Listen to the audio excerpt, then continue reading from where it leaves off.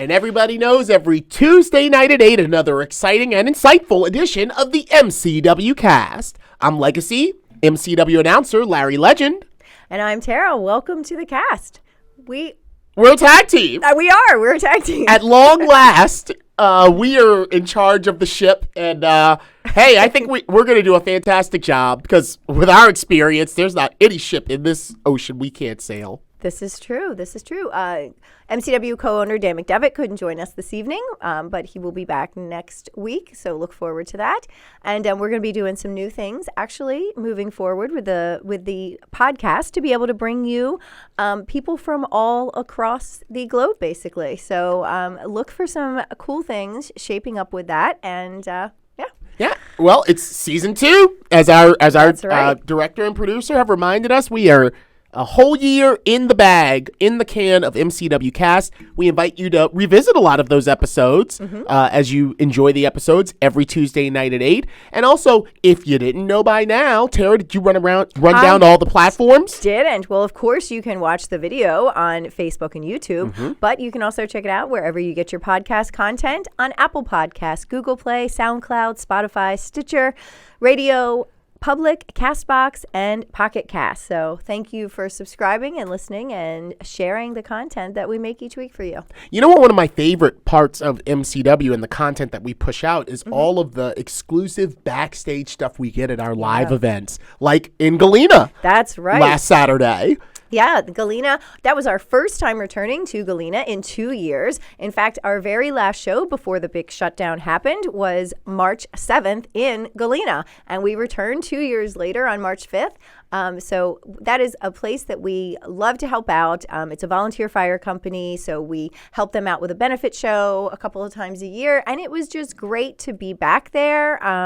We had a fantastic crowd, lots of new faces, lots of familiar faces. So it was really good to return. And I would say it felt like very much a return to normalcy, just because that's kind of where we left off. And that's where we've returned. So it was cool. Yeah. And also, I just love the turnaround. I mean, literally, the night of the show, content is being dropped right there on our YouTube. So not only enjoying the MCW Cast week in and week out through YouTube and Facebook, but also subscribe to our YouTube so you can get all of the backstage exclusive promos and goings-ons of MCW Pro if, in fact, you missed the show. Yeah, and I also want to say that if you cannot attend our live events and you want to follow along with what's happening, do follow us on Facebook because we will post content throughout the night, as Larry mentioned. But one of the things that we do is we'll have interviews when someone wins a match, if someone gets a title change, if there's any kind of content that we think is particularly relevant, you can follow along with kind of the play-by-play. And then, of course, in the days following a show, we'll be posting those quick clips so you can check out some of the action there. And of course, don't forget about our Flashback Friday. Every Friday, a new episode drops. And this week's Flashback Friday doesn't go too far back in the flashback time capsule, but we're going to take you back to Autumn Armageddon Tag Wars 2019. Joe Keys and Orange Cassidy. Oh, wow. Yep. Versus Joe Gacy and Luchasaurus. Oh, my gosh. What a cavalcade of stars in that contest right there. That's right. You got a little AEW represented, a little WWE represented, Joe with the ROH connection, which, how about that news about ROH being purchased by AEW? Wow, that I was not paying attention to social media the night that happened, and then all of a sudden looked down at my phone and saw all of this activity. Mine too. It was like it almost kind of we walk this very fine celebrity line, and because it's niche, not everybody's into the goings on of all of pro wrestling, right? But it's events like that where your phone is just like, whoa, oh, what do I think? Oh my God, did that happen? Right. And you kind of got to put it on pause until you get a chance to even recap. I was at work when that was going on. Yeah, and for weeks we've been seeing like different memes, like so-and-so is all elite, so then when you see the one pop up where it says Ring ROH is all elite, it's like, oh, okay. But then I was like, oh, wait, that's real. Yeah. Oh, yeah. Okay. You know what I mean? Like, because people have been saying that, the things, that kind of content's been shared. But, I thought that was really interesting, and what does that mean? Of course, we have a local connection to Ring of Honor here. Well, we did when right. Sinclair Broadcast Group, which is headquartered right here in Maryland, was their owner. But now that they've gone? Are they going to Jacksonville? Yeah. So many questions. I'm just so curious as to how this is going to play out. Right. I mean, there's a lot of ways that they can take this. And, I think that I feel much better that AEW bought them than if WWE had bought them. Because they just wanted the tapes. Right. Apparently, they just wanted the library of tapes to work into the network or Peacock or whatever. Right. But nothing about the continuing on of the legacy of honor that CM Punk and Bryan Danielson and Christopher Daniels forged all those years ago at the Murphy Rec Center. So. Yeah, and it definitely seems like Tony Khan and AEW are interested in not just the, a video library that is quite extensive, but also the talent too. Mm-hmm. So I think that is going to pay off in spades for them and keep the wrestling fans happy. And, I was kind of glad to hear that Vince McMahon did not have, a hand in this, actually. It was kind of like, you didn't get this one. Exactly. Because I remember when, early 2000s when all of a sudden it was just WWE. Mm-hmm. And I was working in radio at the time. And, we used to devote an hour of each episode to WWE, then an hour to WCW, then an hour to ECW. Mm-hmm. And then, that first it was ECW, then, and it was like, okay, well, we're losing an hour here. We're losing it. And it's like, okay, now we just have one person to talk about, one group to talk about for 3 hours. And it was difficult. And so that reflected too into, the viewership and, fans. Yeah. Do they want to watch the same product just put on different channels every week? Probably not. Yeah, so. we want Pepsi, we want Coke, we want ginger ale, we want Shasta, we want all of those things. I really gotten my fingers crossed that Lucha Underground comes back because I think that was that. Who didn't? I love that style. I Totally love different. Like the telenovela vignettes and the soap opera thing. I mean, I grew up, in the 80s. We watched soap operas, I would get dropped off with the babysitters every day to watch, soap operas as a kid. And that's what I grew up on. So I loved that style and just the way that, it kept my interest. So I would love to see Lucha Underground come back. I would too. I gotta say, I'm right with you. The style of storytelling and camera work and just kind of not the things that you're used to seeing when you turn into pro wrestling was what attracted me to keep on watching. Mm-hmm. It was the alternative. So who knows what the future holds, but it's very exciting. Pro wrestling hasn't been this exciting in a very long time with just the shifting and people getting their name changed and people asking for their release and viable options of where people can go. It's so exciting. I hope it just continues on forever. Yeah. Well, and we've had some exciting things going on here at MCW too. Uh-huh. And that brings me to our guest today, actually.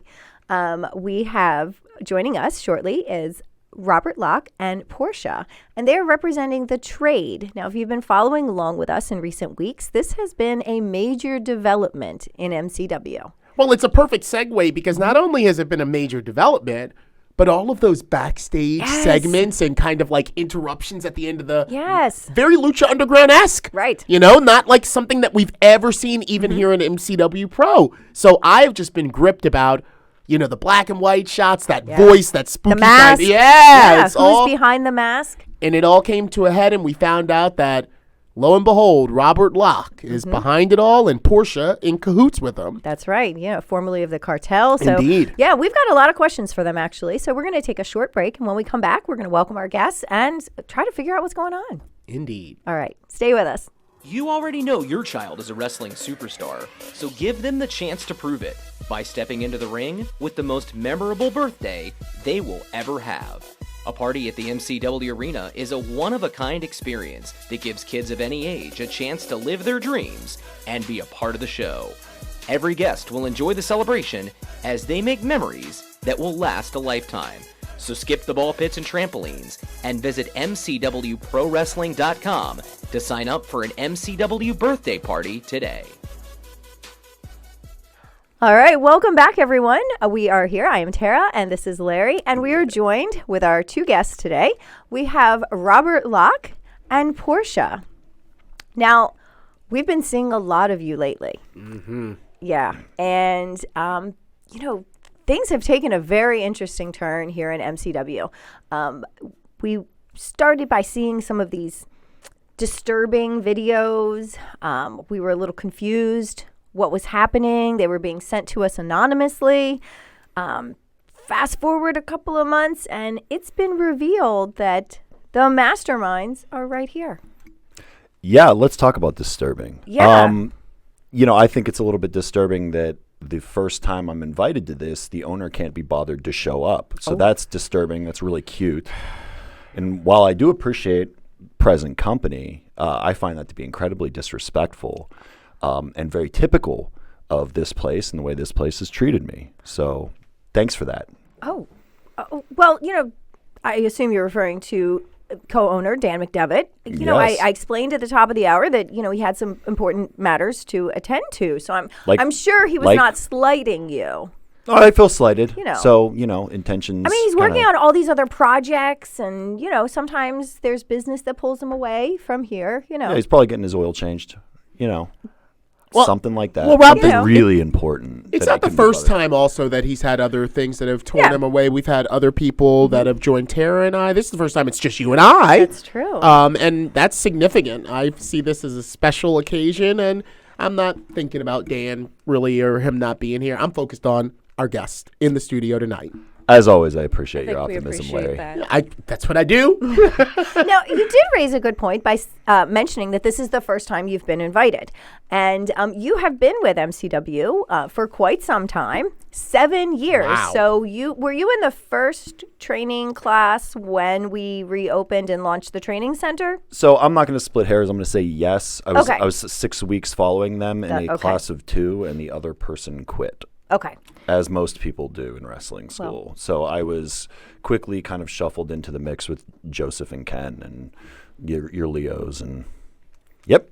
Yeah, exactly. So you have been here. You have been a presence, and I think we've had all of them on the cast already, haven't we? Yeah, you know what? Now that I'm thinking about it, we should probably start doing some sort of like class photos, because imagine if we could show those fresh-faced students together, and then fresh-faced. I was 30 when I joined. Oh wow! Hello. And I think Ken was also 30 when he joined. So, wow. Yeah, we're seasoned gentlemen. Well, fresh-faced to the business. Correct. Okay, I think that would be a neat thing. And Portia, around when? Because I was in and out of MCW for many years. I got my start here, but moved on to different things, and every once in a while to be able to pop in. When did you land in MCW Pro? I was here about 2 years, 3 years ago, 4 years, 3. Oh, wow. See how they blend together? Yeah. We've been together 5, so that would put it at 4. 3 or 4. Yeah. All right. Yeah. 4, because I moved in the first year, so 4 years. She moved in the first year. Yeah. She did train up in Philadelphia with Mike Quackenbush.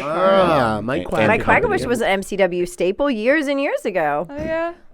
Tara, he is one of the first names that I ever announced as a pro wrestling ring announcer. Mike Quackenbush versus Blind Rage, one of his students. Okay. That was the first match I ever announced professionally. So, wow, that's awesome. Okay. I love finding those sort of I call them the ties that bind. In our tree of pro wrestling, where we've had folks that have come through the hands of Dwayne Gill, Desmond Xavier, and Mike Quackenbush, and it's like a who's who, and we unearth those right here on the MCW Cast every Tuesday at 8. That's right. Well, I want to go back to when you became when you made your debut. You were with the names that you just mentioned: Ken Dixon, Joe Keys. You were security, in fact. Yeah, we were security for Ryan McBride, because he needed a couple of tough, strong young men. Because he is, I think, even older than I am. So he needed a little support during his time as the King of Maryland Wrestling, and we provided that to him. And we made him very, very successful. I'd like to add that, those years for me were very formative with regards to the business of wrestling, and especially MCW, because, that was kind of my introduction to what the models of the models of success look like here. You have your Black Wall Streets, you have your Kings of Maryland Wrestling, the Rehoboth Beach Crew. Factions and teams like that really do succeed, and there is strength in numbers. And, over time, I started to just kind of reflect on that, and I decided it was time for me to try that. So that's where we came today. Okay. That makes a lot of sense, actually, and it sounds like a very shrewd business plan.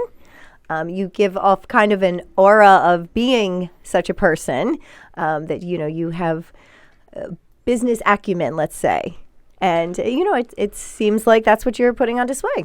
So, in my real life, I do have a high level of intellectualism that comes with me. I was an intelligence analyst, United States Air Force, for 11 years. Oh, wow. I've run a small business. I do have a certain level of acumen in that regard. But when I came here, especially when I left the Kings of Maryland and I set out on my own, and then I, teamed with Bobby, you did get to see another side of me for a little while. And that was an earnest and real side of me. I wanted to give what I could to the fans. I wanted to entertain as many people as I could. Mm-hmm. And I learned this from RJ, is I went out there and I shook everyone's hand and I thanked them for being there. That was all legitimate and that was all earnest. But, I wasn't invited to the podcast. I wasn't talked about. I wasn't in the highlight reels. And over time, that starts to wear on your, wears on your desire to continue to do that sort of thing. Mm-hmm. And I am 37 years old. I don't have, the clock is ticking and Father Time is unbeaten. So I have to start to do things and get things out of this for myself. And I'm going to continue to do that probably till the end of my time. Mm-hmm. So when we had to take a pause on things during the pandemic, was this a time when you started to reflect on some of this? Where did you see yourself going? Absolutely. The momentum that I had with Bobby certainly kept me on that trajectory. And if we had never closed due to the COVID, mm-hmm. There's a fairly high likelihood I would have continued to do that. Just inertia being what it is, mm-hmm. right? We get in our habits and we stay. But being forced out of that situation, being forced into isolation to a degree, I had to take a hard look I lost 2 years of doing this. Yeah. I was already a little bit older when I got into it in the first place. So it's what am I going to get out of this on the way out? And I have to get something out of it. So here we are today. And during that time, of course, Bobby, for our fans who don't know, he had a baby, moved out of state, so there were some other things that maybe also helped to push in that direction. Yeah, he unlike me is unwilling to drive from Boston to come do this here. Okay. So, you could have carpooled. That's a thing. I don't do that. Okay. I drive myself. I'm an adult man with a good paying job. I know someone else who doesn't like to ride with anyone on show days. I don't like to pile into a car with a bunch of other idiots and stop for 50 million bathroom breaks and whatever other interesting things they find on the side of the road. No, I drive myself and I see. I handle my own business. Right on. Okay. Well, Portia, the other guest at the table, we established you came around 4 years ago. What led you to the path of going from Quacks up in Philly down to MCW Pro? And this guy. Oh, yeah. The cause of it all, if you will. Yeah. I would have stuck with pro wrestling there, mm-hmm. But he really put over MCW. And once I got here, I did love it. So I was happy here. Can you speak a little bit about your class? Were there any, Rob obviously was with Ken Dixon and Joe Keys. Can you remember when you first started up there with Quack? Who was? Oh, with Quack?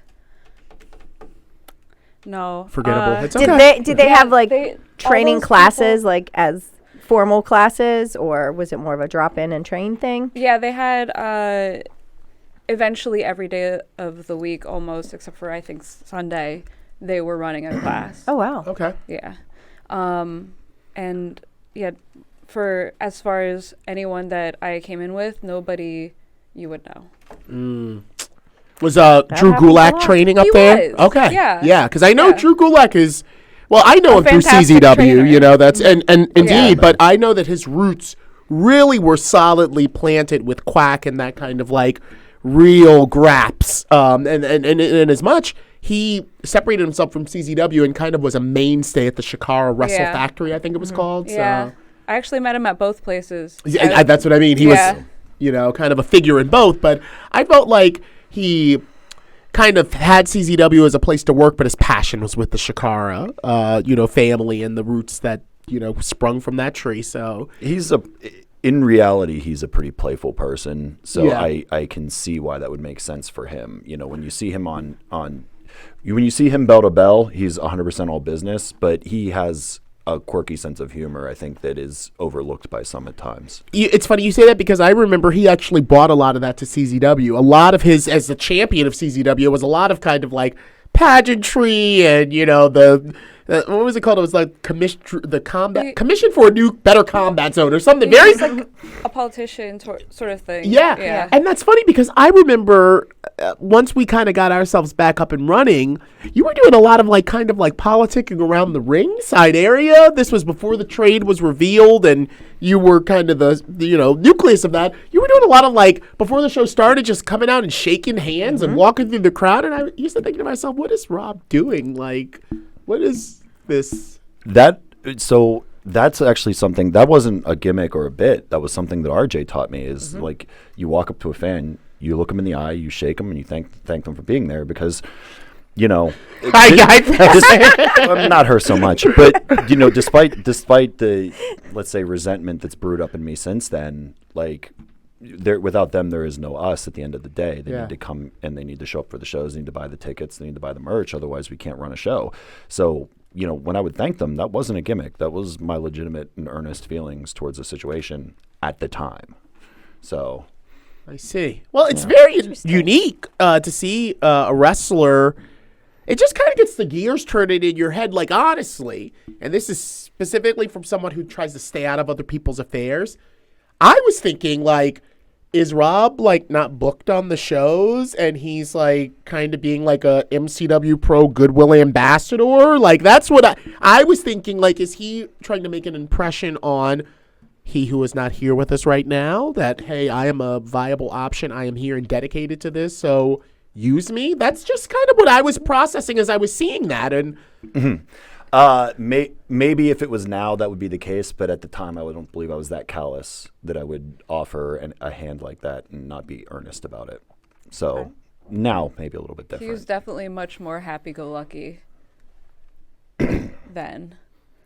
Yeah. It was genuine. Yeah. Okay. It's interesting, yeah. Well, if I think back to some things, if I'm reflecting for a minute, I'm thinking back to the birthday parties. And you were very much a fan favorite there, and you always led the introductory spiel. And if I'm thinking about this, you'd always throw a line in there about, if you don't follow the rules, we're gonna kick you out, and make you sit in the car and have some smooth jazz playing. And I always laughed at that. Kids are very threatened by smooth jazz. I was as a kid. I laughed at it, but now after seeing some of the recent events, I'm thinking, I feel like you might have actually followed through and made some poor children listen to smooth jazz if the situation called for it. In a metaphorical sense, I already have. I am now seeking to, because I was not appreciated the way I feel like I ought to be.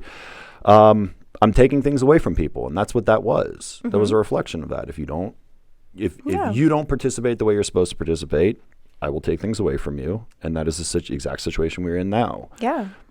No more monkey flips, no more A's, no more call and response, no more glad handing anybody. That's done. I'm done. Okay. I'm tired. I'm tired of getting sick every time I come to these stupid shows. Okay. I'm physically and mentally exhausted.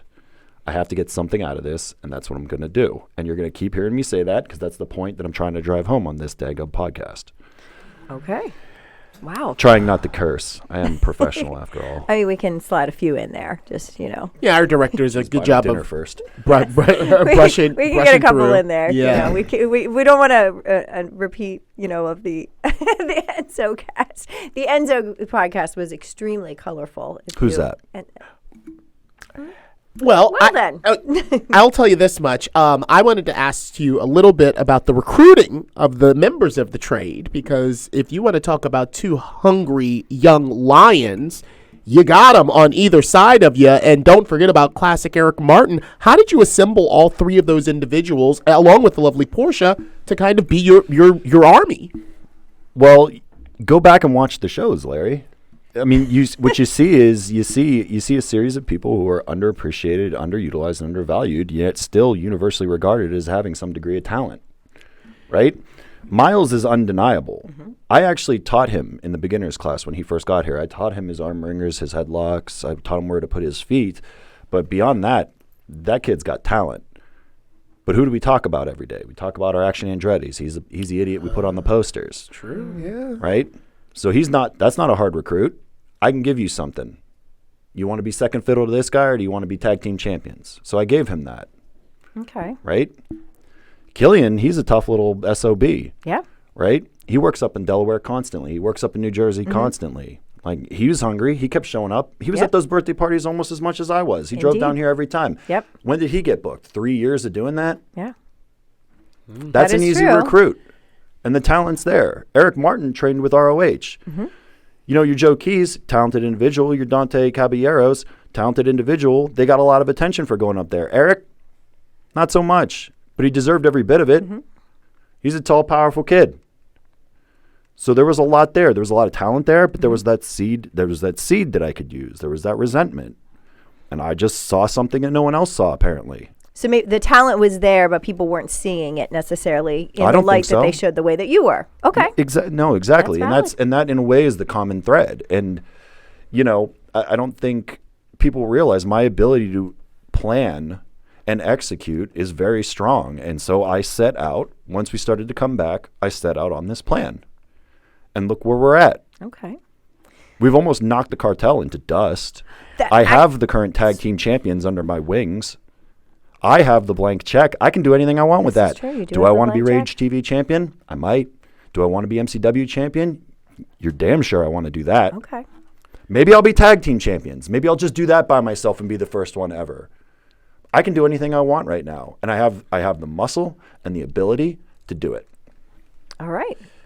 Well, Rob, you brought up the Cartel just a minute ago. And actually, that was what I wanted to bring up to Portia. So you spent a considerable amount of time with the Cartel. And I would say you were perhaps not given the opportunity to speak, as we've seen lately from you. And, you know, kind of what was going on there? What kind of led to this? Because you've got a lot to say now. No one can deny that. I've always had a lot to say. Right. I'm not. Yeah, I'm sure that you have. But maybe we didn't see that as much with the Cartel. So can we talk about that for a little bit? Yeah, definitely. Have you seen the promos from the Cartel? Diaz? Diego? There were a lot of third members in that tribe. All of those guys all wanted to say stuff. Okay. But they all yet had nothing to say. They had nothing to say. Nothing. I mean, did you kind of feel like you were just another pretty face with them? I mean, you know, maybe they weren't giving you the time that you needed. I wouldn't say a pretty face, but I definitely didn't have time for me. Okay. Well, you know, sometimes when you have these large factions, not everybody gets equal time. I mean, I've been a member of several large factions here in MCW myself, like the Rehoboth Beach Crew, like you mentioned. I mean, I think at one point in time, there might have been 12 people in that faction. So, you know, that does sometimes happen when you are part of a group, that not everybody gets the same amount of time.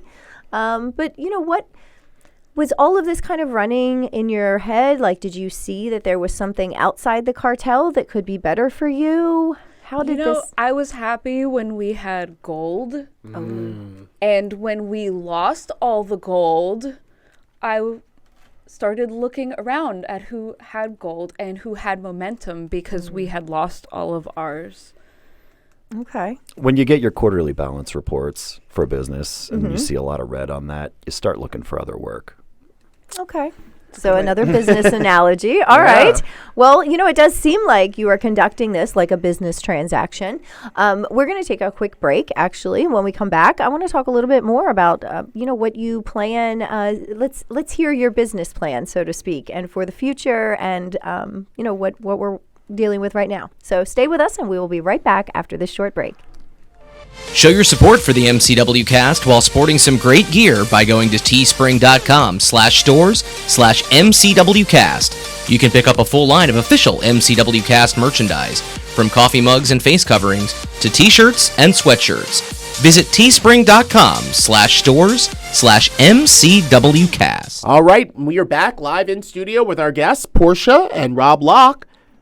Rob, one thing that I wanted to call out, and I actually noticed this when we were at the, FPX Theater? At East Point. Yeah, at East Point. The mask that you've put on since... Mask or mask? Mask. Well, I was saying, okay. the weight you put on, very good, and wearing it well, you kind of look like a boss compared to the rest of the guys. Like, you just look like, almost like RJ. RJ-esque when you were standing on the outside of the ring and kind of like directing traffic. And I will note that you slid into the ring when you were fighting the Cartel to pick up the pieces at the end and get that pinfall. But I just wanted to commend you on it and ask you, had you been doing any work specifically to kind of grow into that boss-like status that you kind of display in these days?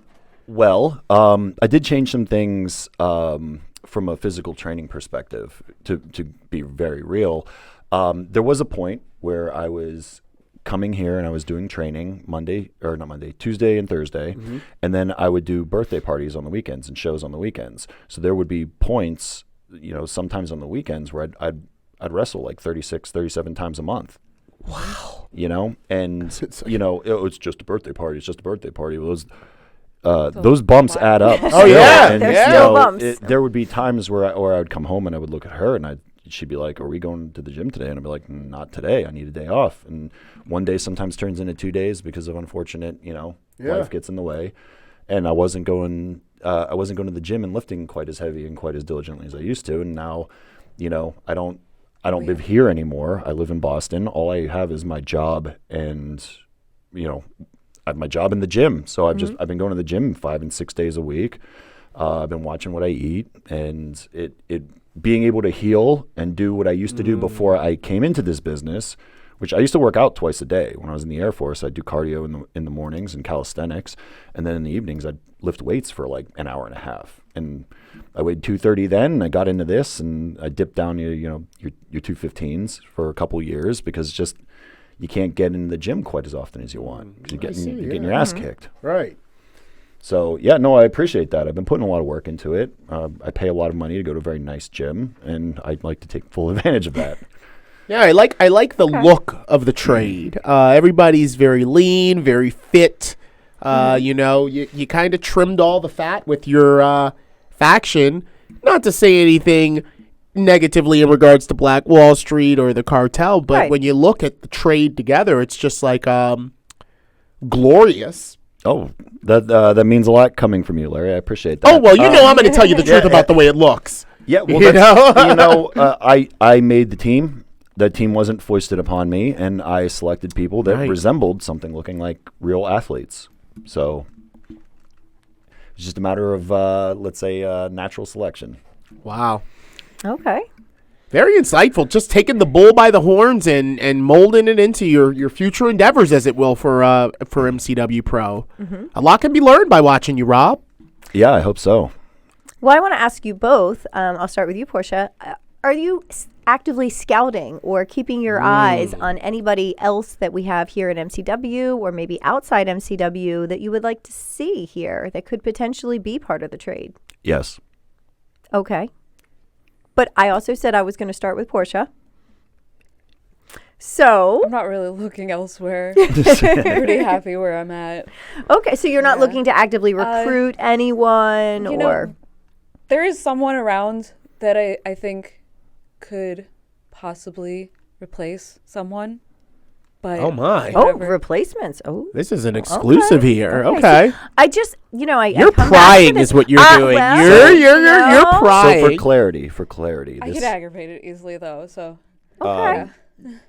Portia is the loudest voice with regards to what my plan looks like by a mile. And she is very discretionary with who she likes to recruit and who she likes to keep around. A calculated businesswoman. Yes. She also prefers to keep people on their toes. Okay. From a managerial perspective. Well, that makes sense. Makes sense. So it's safe to say that you're both keeping your eyes open, but do not have immediate plans to, say, expand the trade or replace anyone or anything like that. So you're keeping your eyes open. Would that be fair to say? It's fair. Okay. I've got a great follow-up, if you don't mind me Yes, interjecting. go for it. So right now, I see the trade existing right here in MCW Pro, doing big things in regards to, the Tag Team Championship. Who knows what the future holds? Is the trade going to travel as a unit and make impacts in other, maybe Delaware, Maryland, Virginia companies? Or are your goals primarily right here in MCW Pro? MCW is the best in the area. Yeah. So Yeah.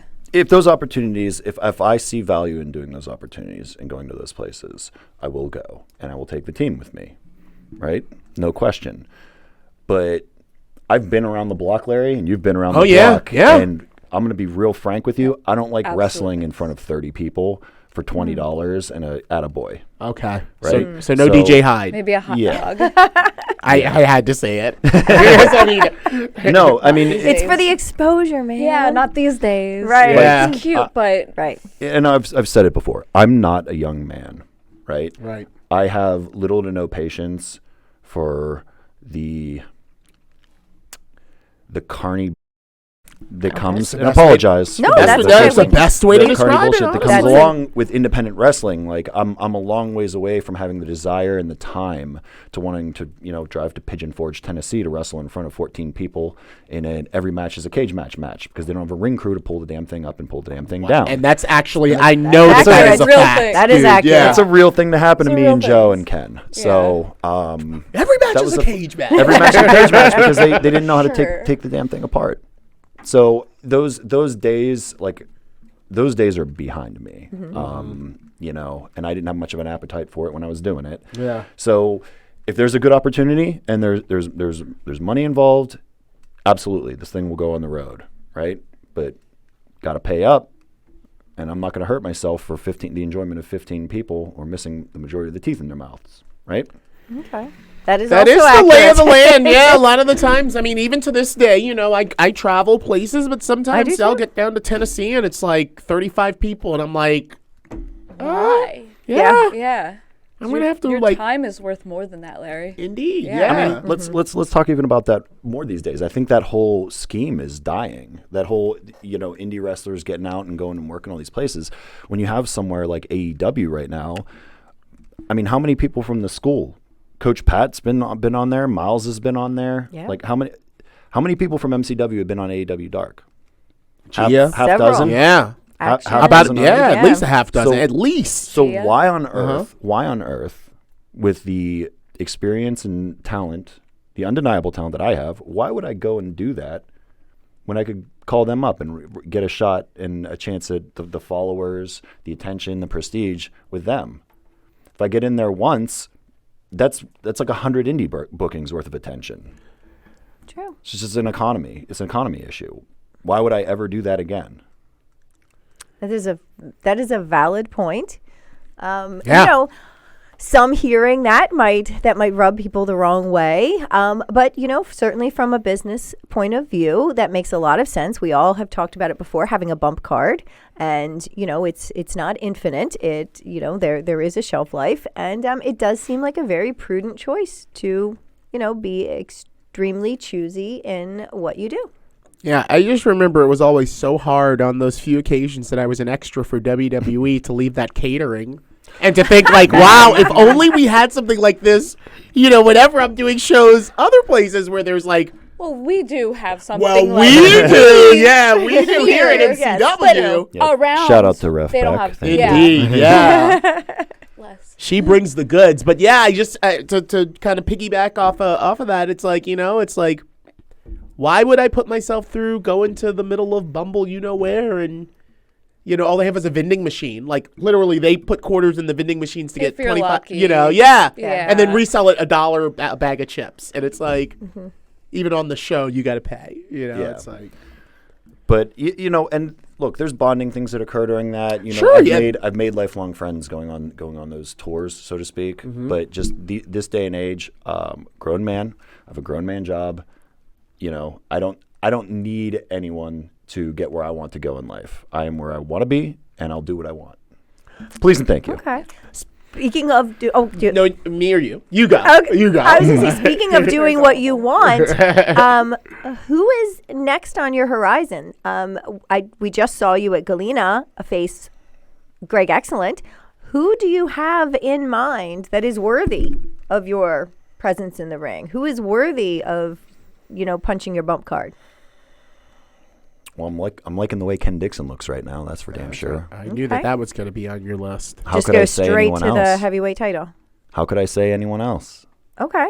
Well, you do have the blank check. I do have the blank check, and I can come at him whenever I feel like it. Correct. I'm going to see how things pan out between him and the old Brian Johnson. Mm-hmm. That's a really cute thing that's happening right now. So let's see what happens with that. Okay. And then I'll make my move when I'm ready. Okay. And Portia, how about you? The MCW women's division has expanded exponentially, since we've come back from the pandemic. Is this where we could look for you to make a similar mark? I would love to fight Gia again. Okay. Yeah, any day. All right. What about one of our newer additions to the roster, Erica Lee? Yeah, she doesn't have the title. Right? Well, yes, I know, but, she has proven to be a worthy competitor here. But not worth Is that because she doesn't have gold, she's not worth it? She looks very fun to beat up. Okay. Yeah. Okay. She looks very fun. All right. And just because she doesn't have the title now doesn't mean... Oh, I wouldn't mind fighting her, but but if I had to choose... All right.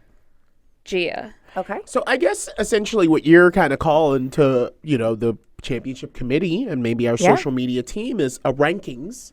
Mm-hmm. You remember the old pro wrestling rankings? You would go to the end of Pro Wrestling Illustrated. You would see who the champion was, and then you'd have right under their name wins and losses, kind of a little write up. Yeah. Actually. So just to put things into perspective, because I could see Erica being a notch in your belt on the way to Gia is kind of what I think you were getting at. But as far as who you have your eyes set on, it's the champ. Of course. Okay. Yeah. Makes sense. Yeah. Absolutely. And I have beaten her before. And this that's is true. More than enough of a reason to why you want to get your claws into her again. Okay. You guys are seeing a theme here, correct? I mean, with regards to where our strategic vision lies, I'm not in the business right now of settling personal squabbles, right? If Portia thinks Erica Lee is a clown and would like to beat her up, that's all well and good, right? But you can't put a win over Erica Lee across your waist, right? You can't take a pretty picture with it. It gets you no publicity in a sense. So we're keeping our eyes on the prize. We're not settling personal squabbles. There's no room for it, and it's a waste of our time. Is that fair, Miss Tara? I'm not undercutting your point. No, you've been a very lovely host. That is a very thorough explanation. I mean, and it does make sense. Just go straight for the gold or the silver, and I mean, it's again a very strong business strategy. Could we do something in the state of Maryland where on one side of the ring we had Robert Locke and Portia, and on the other side we had Gia Scott and DeMarcus Kane? Ooh. I would like that very much. I guess it would have to be Portia and Gia could only be in the ring with one another, like a kind of the old school. I don't want to say that word, That's how they do it now in WWE. Yeah. I want to see it. Just hearing your goals, how convicted you are, and also thinking about when you just said it's a status symbol to be taking that picture. Yeah. I remember Gia and DeMarcus just took co-pictures They holding did. up brand They new. look really good. Yeah. Okay. So the Rage TV title, would that be worthy? It would absolutely be worthy. Okay. It's a big shiny thing I can put around my waist, right? This is Take real true. pretty Yes, pictures and with it's it, right? and it's brand new. It's brand new. Yeah. Very It is new. very shiny. New one. Ah. Very nice. Okay. I mean, I You're in the might have committee. an in with the championship committee. Yeah. We could discuss this at our next meeting. I want to see it. If you're going to discuss something Okay. at the next committee meeting, Yes. it's going to be Ken Dixon. Okay. It's going to be Ken Dixon. But again, just like I said with you Portia, know. you may have to, we have a president, Exactly. a general manager, General should manager, I say? Phil The president Stamper. of a. He does have some input. He's on the championship committee with me. I'm not going to, at this point, I have a blank check. I'm not going to derail your best laid plans. I'm still waiting for my opportunity. I was just throwing that out there. You really got the gears turning in my head when you mentioned that that is a status symbol to be standing there with that belt. And I thought to myself, wait a minute. DeMarcus and Gia just took pictures like that. So just sowing a little seed for the championship committee, if you will. And for the record, I really like what DeMarcus Kane is doing right now. I really like the direction he has taken himself. I like the way he's reinvented himself. It very much appeals to my sensibilities. So. I can see that. It's he left a faction, He did. and left him in the dust, making his own mark. And I would say that Gia Scott also has a bit of a chip on her shoulder as well. And the two of them seem like they're taking that energy, and it's certainly paying off in dividends for them because they've both recently acquired titles. But I can see why he would appeal to your sense here. And he also beat the piss out of Boom Hayden, which anyone who does that just I saw that MCW tickles my ribs. That quick clip. Yeah, the whole match was pretty much fit into the quick clip. That's this is true. Yeah, short work of them. It was quick, but I probably could have done it a little quicker. Ooh, all right. Well, I may have been having fun. Now, you real quick. I know we're getting kind of to the end of our time with our guests.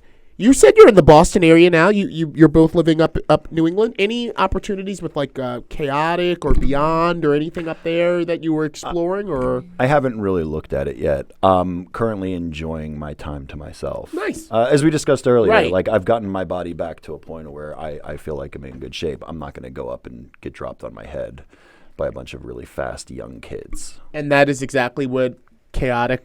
I understand. I've never really been there, but Would be correct. Yeah. Yeah.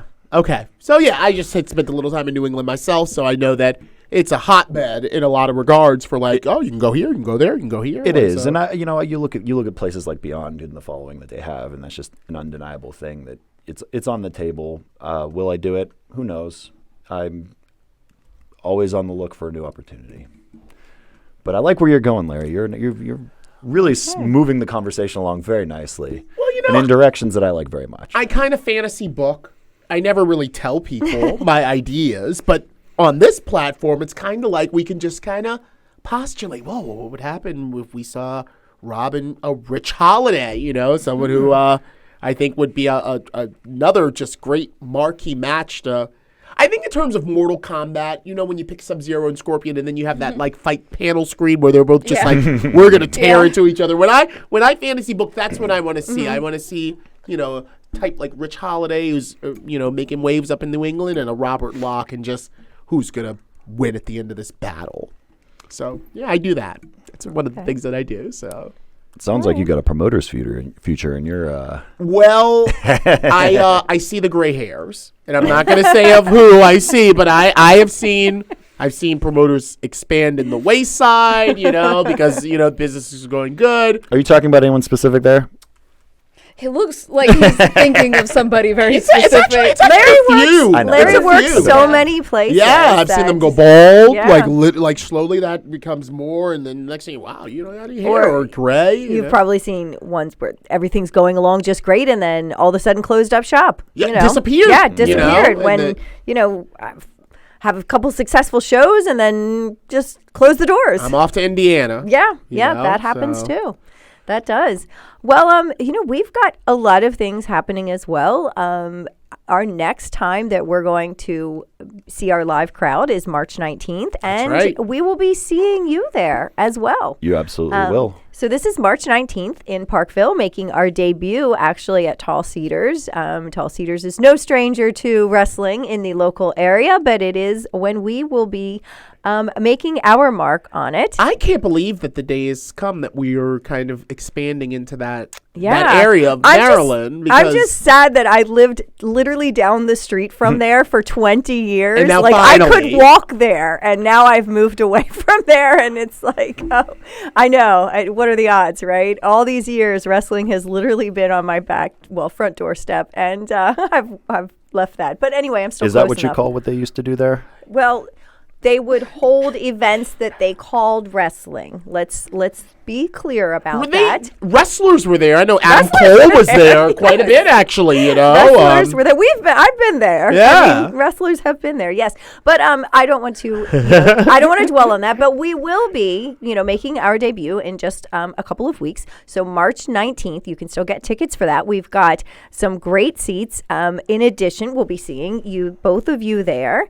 We haven't released what will be taking place there, but the championship committee's got some things we're working on. So rest assured. Aren't formerly known as Hit Row? Yes, I was getting to that next. Yeah, so go for it. Okay, yeah, I was excited about that.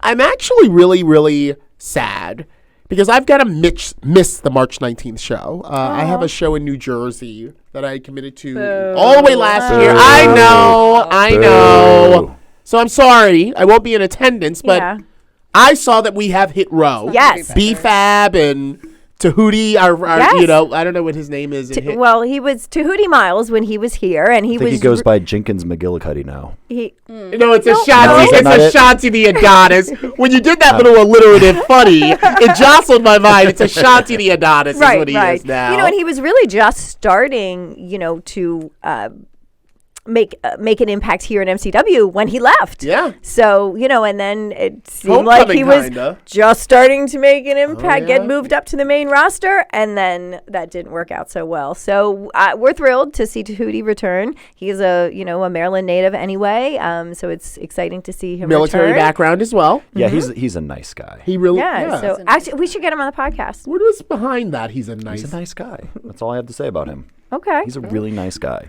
So if you want to get tickets to see Hit Row or Robert Locke or Portia or any of our MCW core roster, the Cartel, G-Fed, Ryo, Patton, Odin, we've got lots of Shane Shamrock Memorial Cup winner Action Andretti. Yes, of course. We have a lot to offer, and you can still get great tickets for that. So I want you to go to mcwprowrestling.com. You can get your tickets right there. We also have our local ticket outlet at Hideaway Collectibles, where you can get not only your tickets, but all the cool collectibles. I think they've got over 1,500 Funko Pops, so if you're into that kind of thing. I hear there's a new Big Boss Man toy. I'm going to go in there. Oh, really? Yeah, they re-released the Legacy, characters and players, and there's a new Big Boss Man toy someone sent me. I'm going to check out. Copper SWAT. A SWAT. Yeah, so SWAT, yeah. That is located in lovely Dundalk, right on Holabird Avenue, down the street from Jimmy's Famous Seafood, which you never know who's going to be dropping in there. Whenever talent is in town, that is the destination to go there. Rikishi was just there last week or something, right? I saw. John knows everyone, but he's got great food there. And Hall of Famer Rikishi. And also I want to throw out something else. There are wrestling trivia events that John does at Jimmy's Seafood. Actually, not just wrestling. He does lots of different ones. Like they've done The Office trivia, they've done Star Wars trivia, but just recently they had wrestling trivia there. And so that is also something you can check out. John is a great friend of the MCW family, and you can go to their Facebook page and see all of their upcoming events. And we do have some of our MCW stars who do go to these events. Yeah, a lot of us are on the wall. Yes. You go in there and you see the Wall of Fame. I see a lot of MCW. So and I'll even give a shout out to the winners of the last trivia contest. If you go on their Facebook page, you will see some familiar faces, some of our longtime fans, and some people on the MCW roster. So just a lot of cool things. Baltimore's a great town for wrestling. Always has been, always will be. But so get your tickets, mcwprowrestling.com, Hideaway Collectibles on Holabird Avenue, or hideawaycollectibles.com. And would you like to throw out any social media handles that you have? Follow me on Instagram at Robert Locke, PhD. Perfect. All right. And Portia, you're not on anything, are you? Not really posting anywhere. Okay. So you gotta be here to see Portia. I respect that. I do too. It's hard in this day and age. You gotta pay a ticket to see Portia. Okay. Fair enough. That business. The business. All right. Well, this has been an enlightening time, and we want to thank all of our listeners. And you want to take us out, Larry? Sure. For the lovely Tara, the heart of MCW, Robert Locke, PhD, and Portia, I'm Larry Legend. We'll see you back here next Tuesday at 8 for another edition of the MCW Cast. You make me